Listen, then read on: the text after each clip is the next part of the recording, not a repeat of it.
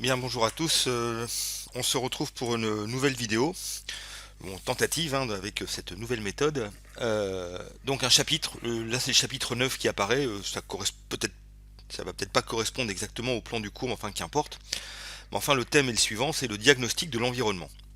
On a beaucoup parlé de stratégie ces derniers temps, et la question est de savoir quand on prend des décisions stratégiques, ça se fait sur la base d'informations pour l'entreprise, pour le management, le management stratégique, qui lui est à l'origine de ces stratégies globales notamment, et les stratégies de domaine aussi d'ailleurs. Et donc c'est de savoir quel est le diagnostic de l'environnement. Alors la première idée qu'il faut noter, c'est que en fait il y a un environnement global, l'analyse de l'environnement global de l'entreprise, appelé encore le macro-environnement. Donc là, on va voir dans un premier temps les composantes du macro-environnement. Qu'est-ce que c'est que le macro-environnement? Là, il y a une définition très simple qu'il faut retenir. C'est l'ensemble, dans l'analyse du macro-environnement, ça va être l'ensemble des éléments qui vont avoir une influence sur le comportement de l'entreprise sans que l'entreprise n'ait d'action sur ces éléments. Le macro-environnement, c'est tout ce qui va s'imposer à l'entreprise, qu'elle va subir en quelque sorte. Cet environnement global de l'entreprise, si vous vous souvenez de l'analogie que j'avais fait en cours, lors du premier cours, j'avais dit que le cours d'économie, c'était la mer, les cartes marines, et le cours de management, c'était le pilotage du bateau. Et donc on a besoin d'avoir deux choses. Et il est clair que le capitaine du bateau, le manager dans mon analogie, n'a aucune action sur la tempête qui arrive ou sur le tsunami, ça s'impose à lui. Et ben, le macro-environnement, c'est ça. Dans cette image, ce sont des choses qui s'imposent à l'entreprise. Alors quelles sont ces choses qui s'imposent? Eh bien, donc tout ce que l'entreprise ne peut pas modifier directement. Eh bien, il s'agit de variables nationales ou internationales de type. Alors, par exemple, ça peut être la démographie. Alors, par exemple, dans certains pays, au niveau mondial, alors c'est une donnée qui est connue, on sait qu'il y a environ 2 milliards d'individus vont arriver sur la Terre en plus dans les 30 ans qui viennent.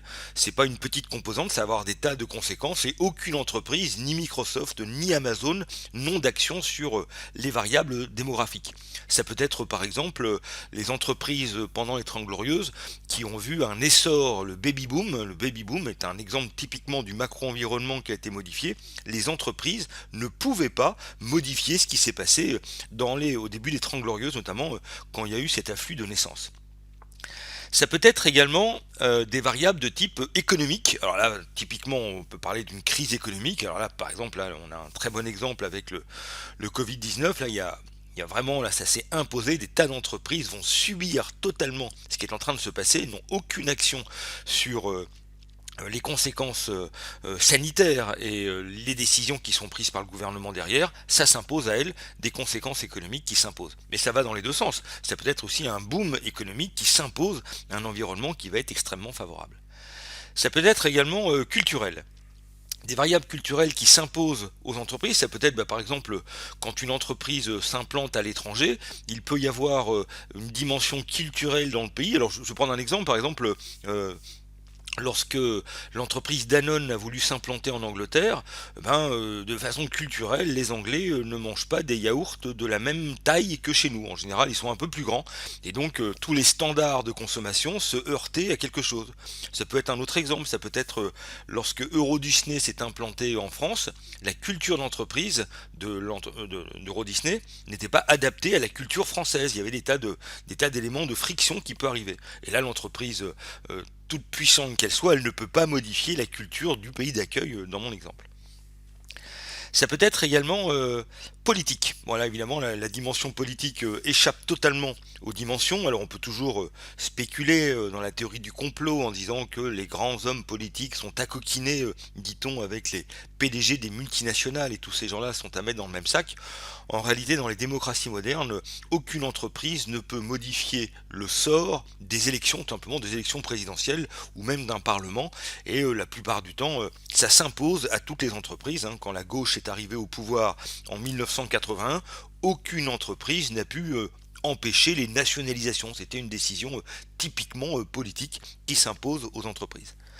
Ça peut être également la dimension juridique, hein, ça c'est le cours de droit que vous avez, bien entendu, l'environnement juridique, il s'impose, hein, les entreprises ne peuvent pas créer la loi ça fait partie de leur macro-environnement, elles n'ont pas d'action, qu'elles soient contraignantes, les entreprises sont obligées de s'adapter, elles font avec, et si jamais elles ne respectent pas la loi, elles ont des problèmes, ça s'impose à elles. Alors bien sûr, elles peuvent en allant à l'étranger, en allant à l'international, parfois essayer de contourner des lois, mais ça reste légal, contourner une loi, c'est une chose, c'est une autre interprétation, mais elles ne peuvent pas la créer, ça s'impose à elles.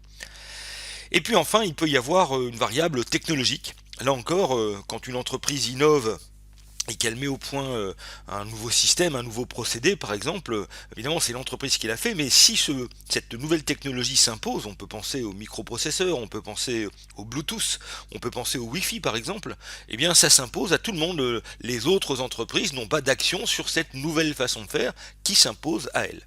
Donc tous ces éléments-là, ça correspond donc au macro-environnement. N'hésitez pas à l'écrit à expliquer et en tout cas à utiliser ce terme du macro-environnement. Et vous comprenez, on le verra un peu plus loin, qu'à côté du macro-environnement, il y a un micro-environnement, et on le verra dans une autre vidéo, sur lesquels l'entreprise elle a une action dessus. Mais sur le macro-environnement, elle n'en a pas. Alors maintenant, comment faire? L'analyse Pestel, alors ça c'est incontournable, l'analyse Pestel, ça c'est à apprendre par cœur, et Pestel c'est un acronyme, c'est un outil de diagnostic du macro-environnement.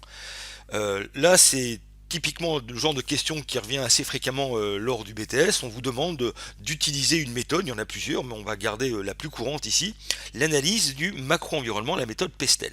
Et l'idée, c'est que Pestel, c'est un système mémotechnique qui est un acronyme où chaque lettre correspond à un élément du macro-environnement.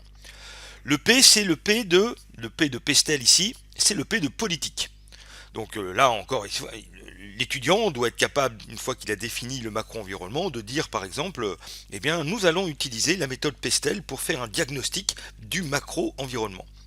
Et on explique, c'est la technique que je recommande, chaque lettre, Pestel est un acronyme, et chaque lettre représente un système mémotechnique pour se souvenir de toutes les étapes nécessaires pour faire le diagnostic du macro-environnement. Ce genre de phrase, notez-le, faites un arrêt sur image ou revenez en arrière, mais ça c'est le genre de phrase que les correcteurs adorent lire. Donc politique, on en a parlé, ça s'impose à l'entreprise. Le E de économique, le S de socioculturel, le T de technologique, le E de écologique et le L de légal. Alors voilà, on explique ce que c'est ces éléments-là. Alors là où il y a un piège où la plupart des étudiants vont faire des confusions, c'est de faire la confusion entre le L de légal et politique. Ils pensent qu'à partir du moment où c'est une loi, c'est venu du système politique. Non, le système politique, quand on parle de la politique, c'est le régime politique en place qui peut s'imposer. Par exemple, un pays, je pense à la Chine par exemple, il y a 4 ans, lorsque Xi Jinping, le président chinois, s'est fait élire président à vie, bon bah là ça c'était un choc qui était de nature politique et qui s'est imposé à toutes les entreprises. A l'inverse, lorsqu'il y a une zone franche qui se met en place en Chine, dans le même pays, et ben là c'est la loi, c'est une dimension légale, une zone franche c'est une zone dans laquelle on ne paye pas d'impôts, ça peut être ça. Donc on ne confond pas le côté légal et le côté politique. De même, le E de écologique. Alors là encore, bien souvent, il ne s'agit pas des normes écologique. Là, le côté écologique, c'est à mettre en relation avec tout ce qui concerne, souvenez-vous, la RSE et tout ce qui concerne les effets du développement durable, ou plutôt les conséquences du développement durable, comme étant un système, rappelez-vous, la RSE, la responsabilité sociale des entreprises, c'est l'application au niveau de l'entreprise des concepts du développement durable. Je vous renvoie au cours sur cette partie-là. Donc la méthode Pestel, c'est donc un outil du macro-environnement commode. Et donc l'idéal pour ceux qui ne sont pas à l'aise avec la rédaction, c'est de faire un tableau. Vous faites un tableau dans lequel vous mettez P-E-S-T-E-L, vous faites votre tableau et à chacun des éléments, vous mettez dans les documents qui vous sont proposés, vous mettez ce que vous avez identifié qui correspond à la méthode Pestel. Et si jamais, deuxième conseil, dans le document que vous lisez, vous ne voyez pas d'éléments par exemple technologiques, il n'y a pas, et bien dans la case technologique, vous expliquez, vous mettez la phrase suivante, vous expliquez rien dans le document n'indique, rien dans le document n'indique qu'il y ait que la variable écologique ait été mobilisée. Voilà, vous écrivez cette phrase et donc voilà, ça permet de, on n'a pas besoin d'avoir forcément tous les éléments de Pestel pour faire ce diagnostic de macro-environnement. Alors on va voir un exemple ici, une question, là c'est une question qui est dans votre manuel, on peut l'analyser ici. L'entreprise doit-elle se contenter de mener une analyse Pestel au niveau global ou doit-elle l'appliquer à chacun de ses DAS? Alors là je vous recommande de faire un arrêt sur image, de réfléchir un petit peu, et moi je vais enchaîner, là, allez-y, faites appuyer arrêt sur image, éventuellement vous sortez votre petit stylo, vous rédigez, et puis là je vais passer à la correction de cette question-là. Alors l'entreprise, elle doit appliquer la méthode Pestel à chacun de ses DAS. Vous remarquerez que c'est une affirmation. On suit la méthode que j'ai recommandée. Ensuite, comme je viens d'affirmer quelque chose, je ne peux pas laisser la parole en l'air. En effet, les composantes du macro-environnement peuvent avoir une importance particulière sur chacun d'entre eux. Ainsi, par exemple, on respecte la consigne que j'ai donnée, l'affirmation, le en effet, l'explication, et ensuite la troisième phrase est un exemple. Par exemple, pour une entreprise où la technologie de pointe est un facteur clé de succès, le T de technologique est à prendre en compte. De même, la crise économique, qui a un impact sur quasiment toutes les entreprises, est aussi à prendre en compte. Et on termine par une phrase de conclusion, donc oui, virgule, une entreprise doit appliquer cette méthode pour chacun de ses domaines d'activité stratégique. Et il est clair qu'on comprend bien que si on prend Bouygues par exemple, qui a un domaine d'activité stratégique sur le bâtiment d'une part et un autre domaine d'activité stratégique dans la téléphonie, il est évident que pour ces DAS, le macro-environnement n'est pas le même. Voilà. Donc voilà pour ce macro-environnement. J'espère que ça a été clair et puis on se retrouvera bientôt pour un nouveau tuto sur probablement le micro-environnement et d'autres méthodes. Il n'y a pas que Pestel, il y en a d'autres. Je vous remercie de votre attention et à bientôt.